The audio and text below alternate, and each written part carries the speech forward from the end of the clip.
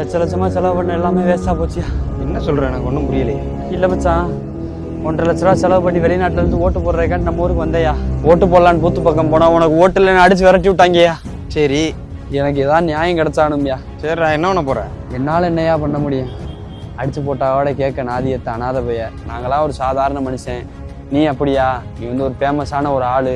நான் சொன்னால் கேட்குறதோட நீ சொன்னால் 4 பேருக்கு தெரியும், டக்கு டக்குன்னு ஆக்ஷன் எடுப்பாங்க.